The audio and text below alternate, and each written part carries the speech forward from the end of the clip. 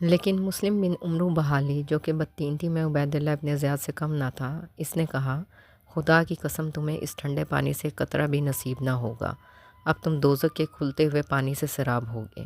جناب مسلم ابن عقیل علیہ السلام نے معلوم کیا تم کون ہو؟ اس نے کہا میں وہی ہوں جس نے اس وقت حق کو پہچانا تھا جب تم اس سے دستبردار ہوئے تھے۔ میں اپنے امام کا خیر خواہ ہوں جبکہ تم نے ان کے بارے میں اچھا نہیں کیا ہے، میں ان کی اطاعت کرتا ہوں جبکہ تم نے ان کے خلاف خروج کیا ہے۔ میں مسلم بن عمرو بحالی ہوں۔ جناب مسلم ابن عقیل علیہ السلام نے جواب دیا تیری ماں تیرے غم میں بیٹھے، بحالی کے بیٹے تو کتنا کٹور اور سنگ دل ہے، بے حس ہے، جہنم کا کھلتا ہوا پانی پیے اور ہمیشہ جہنم میں رہنے کے تم مستحق ہو۔ اسی انصا میں عمرو بن حریث نے غلام کو حکم دیا کہ ایک کاسہ پانی جناب مسلم ابن عقیل علیہ السلام کو دو۔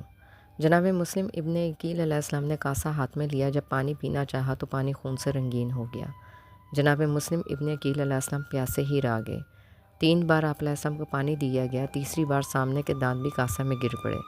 جناب مسلم ابن عقیل علیہ السلام نے کہا تمام تعریفیں خدا ہی سے مخصوص ہیں، اگر پانی میری قسمت میں ہوتا تو میں پیتا۔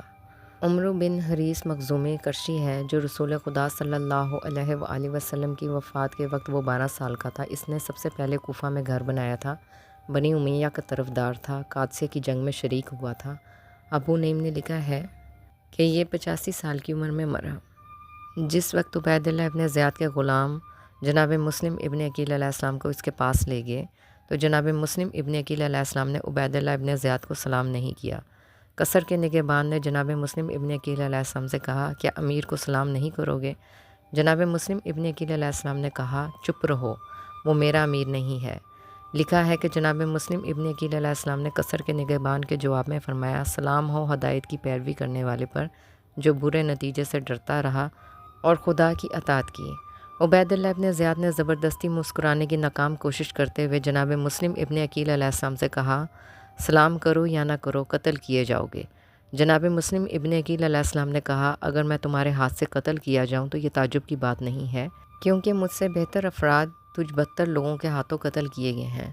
لوگوں کو ہولناک طریقے سے قتل کرنا اور انہیں مسئلہ کرنا پست فطرت اشخاص کا طریقہ ہے، تیرے لیے بھی یہی مناسب ہے، تو غیر انسانی صفات کا حامل ہونے کا مستحق ہے۔